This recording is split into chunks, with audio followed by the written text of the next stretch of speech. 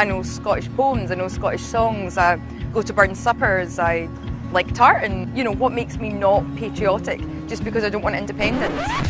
In the run-up to the Scottish independence referendum in 2014, you're going to hear a lot of nonsense on both sides of the debate. You're going to see a lot of misinformation, a lot of fear-mongering and a lot of mudslung.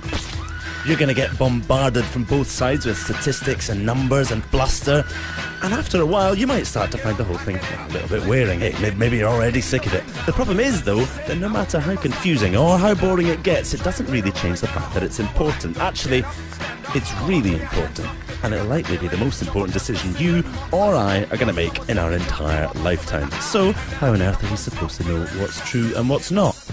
Well, it's funny you should ask that.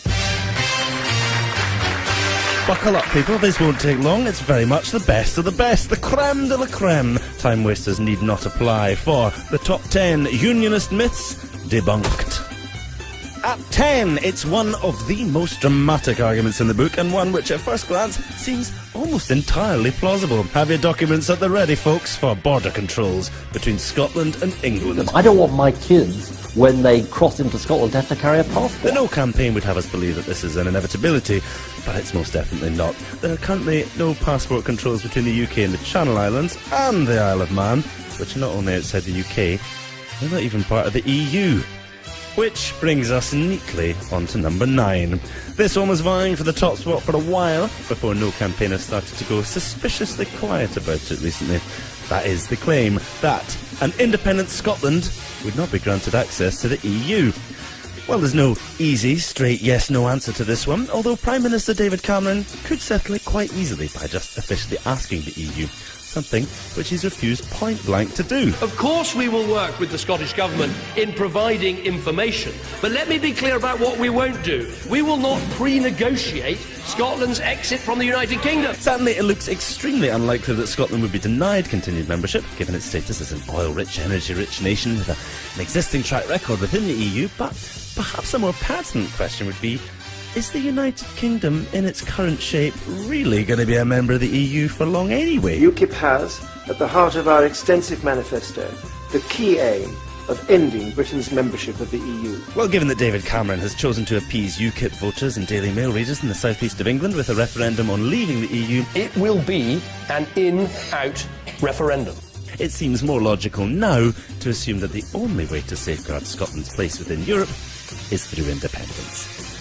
It's long since dropped from the top spot, but despite losing all credibility, it's clinging on to its place at number 8.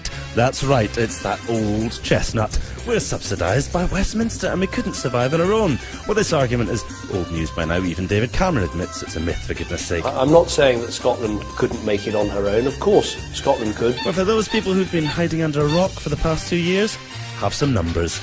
Scotland pays 9.4% of UK tax, with just 8.4% of the UK's population, which technically means we subsidise the rest of the UK. And a report last year from the Centre of Economics and Business Research, which sounds fairly impressive, I mean it's got the word centre and economics in it, concluded that Scotland received no net subsidy. In at 7, it's the UK Armed Forces. Scotland would be defenceless and lose thousands of military jobs. Well, sure, we might not be able to send troops off to invade Middle Eastern countries in direct contravention of international law, but well, we never really wanted to do that anyway. I'm doing it because I think it's the right thing to do. Seriously though, Scotland's share of defence spending is about 3.5 billion a year, of which less than 2 billion is actually spent in Scotland. So, even if we kept up defence spending exactly as it is now, we'd end up with 1.5 billion extra to play with, which should be nice. The thousands of jobs, though, that would supposedly be lost refers largely to the Clyde shipyards, who rely on the Royal Navy for contracts, although there's actually no reason that defence jobs in the Clyde would stop post-independence. In fact, it's even been suggested that they could do even better. At 6, like a bolt from the blue, it's an appeal to our good neighbourliness. We would be dooming England to perpetual Tory rule. On the face of it, this one does sound quite likely, and assuming that all Scots hate the Tories, which obviously we do, it seems a bit cruel to just dump them on the English. The thing is, though, we wouldn't. The idea that Scotland has any influence whatsoever over Westminster elections is a bit of a myth. Let's take a look. The 1945 Labour government, without Scotland's votes, would still have been Labour. The 1950 Labour government would still have been Labour. The 1951 Tory government would still have been Tory. 1955 would still have been Tory. 1959 would still have been Tory. The 1966 Labour government would still have been Labour. 1970 would still have been Tory. 1974 would still have been Labour. The 1979, oh my God, it's Thatcher Tory government would still have been Tory. 1983 would still have been Tory. 1987 would still have been Tory. 1992 would still have been Tory. The 1997 landslide New Labour government would still have been New Labour. 2001 would still have been New Labour. And 2005, well, yeah, you guessed it. In fact, in 2010, Scotland voted exactly the same way that it did in 2005, and well, look what we ended up with. Not quite the same thing we had in 2005, that's for sure. I mean, look at it, it's got two heads this time. On to the home straight now, and in at number 5, it's all about Alex Salmond and the SNP. We have a majority SNP government in the Scottish Parliament. That is not a democratic place in the conventional sense. It is a dictatorship of one man sitting in Bute House. Yep, Alex Salmond is a bit like a dictator, and the SNP want to create a one-party state. In all fairness, this kind of chat is pretty common amongst opponents of popular politicians. We're just not that used to it in this country because we don't tend to get many popular politicians. Venezuelan President Hugo Chavez, for example, is maligned by his opponents as a dictator and a tyrant, despite being democratically elected to office no less than 4 times. I knew there were some dictators around the world. Hugo Chavez now admitting in a speech that went widely undocumented, by the way, that he chews cocoa. The guy's a maniac. I mean, he's a clown, he's a maniac. Would you invite Hitler to lunch? I mean, would you invite Charles Manson to sit down and tell you how to run his life? Likewise, Evo Morales, president of Bolivia, despite garnering over 64% of the popular vote. And if those examples are maybe a little bit too exotic, let's try something a wee bit more Western. I think we've all heard of this guy. A dictatorship? A power grab? Former Speaker of the House Newt Gingrich says President Obama is making the biggest power grab in American history and moving America towards a dictatorship. I think dictatorial is a strong word, but it may frighteningly be the right word. So basically, if you're popular and even favour just a tiny bit of change from the status quo, you'll get called a dictator by your opponents. Alex Salmond isn't a dictator, he's the democratically elected First Minister of Scotland. Love him or loathe him, you have to accept that he's currently the only leader in the whole of the UK with a democratic majority. Check it if you don't believe me. The SNP's ultimate purpose is independence, of course, but that doesn't mean that independence or the Yes campaign is all about the SNP. Far, far from it. It's just easier, if you're against it, to pretend that it's a political party than accepting that it's a movement. The most likely thing, of course, that would happen after independence would be a breaking up of the SNP into different groups who would no longer need to present a united front in support of independence. The same, of course, would go for SNP voters. And what about Alex Salmond? Well, having reached the absolute pinnacle of his career, having delivered his life's work, it would be pretty mental if he wanted to do anything other than retire, and who could blame him? So if anything, if you want to see an end to the SNP and Alex Salmond retiring from politics, it would be strange to vote anything other than yes. At 4, it sounds serious, is it? There's no way an independent Scotland could have survived the banking crisis. When our financial services and 2 of our banks got into very serious trouble, RBS and HBOS, it was the strength of the UK that actually saved the day. The cost of the 2008 RBS and HBOS bailout was 66 billion. Ouch! Scottish GDP in 2008 was only 145 billion. Oh, right.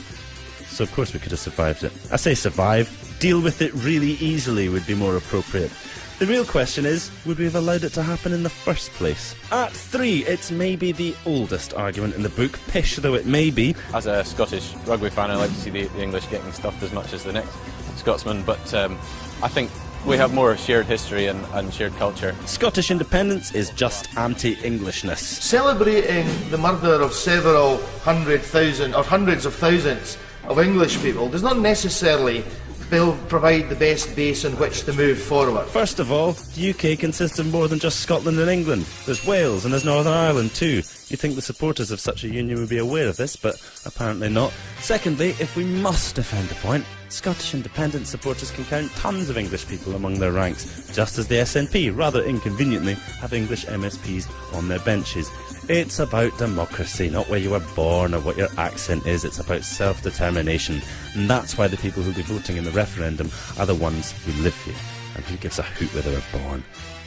Other than the no campaigners, obviously, they do actually seem to care. It always struck me as slightly strange that my husband, who is English, and has lived in Scotland for many years will get a vote on Scotland's future, whereas my sister, who is Scottish but lives in England and has done for a similar length of time, will not be able to vote. Closing in on the top spot at number 2, it's that old defeatist when all else fails line. There are too many unanswered questions in the debate over Scottish independence. There are lots and lots of questions. Unanswered questions. It actually poses far more questions than it answers. There's just too many unanswered questions. Well, given that most of those questions tend to be some variation on all the things in this video, perhaps the complaint should really be all of our scaremongering questions keep getting answered quite sensibly. If you're a no campaigner, that must be quite annoying. The thing is that everything that happens in the future is unknown, whether we're independent or not.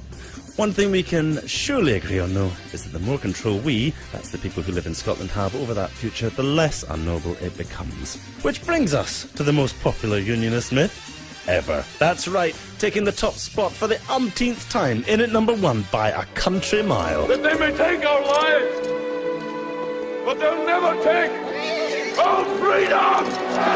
Yep, we are all a bunch of raving nationalists obsessed with Braveheart, Mel Gibson and the past. Actually, I think that's a clip from a different film. That's embarrassing. Ironically, though, when it comes to nationalism, flag-waving and patriotism, you need look no further than the No campaign. They never shut up about it. I'm Scottish and British. I'm proud to be Scottish. I'm very patriotic. What makes me not patriotic? Just because I don't want independence? I'm very patriotic, and it's because I'm patriotic that I don't want independence. If you like this video, please share it. Share it with a yes supporter, share it with a no supporter. It's fine, they're alright once you get to know them. Not Alistair Darling, obviously, he's weird, but some of them are alright. Like it, comment on it, watch it again. Most importantly, though, stay informed and vote yes in 2014.